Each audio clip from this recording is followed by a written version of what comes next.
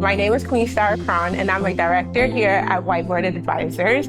I have the privilege to interview Miss Elana Meyers Taylor, who is the most decorated Black athlete in the Winter Olympic Games. How's everything been this year for you? I guess the question of what haven't I done is really rest. Things are slowing down a little bit now, here and now. What stands out as the highlight? The highlight is definitely have to be speaking at the White House. And during the White House speech, President Biden actually gave a shout out to my son. So that's definitely one of the biggest highlights of my life, let alone this first half of the year. So how did you get involved with Classroom Champions? Well, the founder of Classroom Champions is Steve Messler, who is also a bobsledder. He was a bobsledder during my tenure. He had introduced the concept to me and asked if I wanted to be an athlete ambassador, serving as a role model in that regard. And it's been the privilege of a lifetime because being able to have an impact on young people and being able to teach them social emotional skills is something that's really impacted me probably more than it's impacted them. So what are you working on for the second half of the year and beyond? Growing my family, continuing to grow my family. So currently pregnant, so that's the main focus, is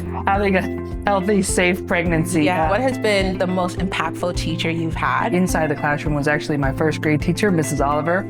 And the reason why she was so impactful was because she was the first teacher I had that looked like me. And having a teacher that looked like me, having her achieve to higher education levels and things like that, having that front and center teaching me, it really was impactful and showed me, hey, this is potential for you. This is an opportunity for you. What advice would you give to, future Olympians? The biggest message I have is persistence, is that things are not always going to be easy. And I think sometimes when you hear stories about athletes or people who have achieved these great things, you hear the story at the end of the story where they've always achieved it. They've already gotten there. You don't see all the struggle they went through to get there.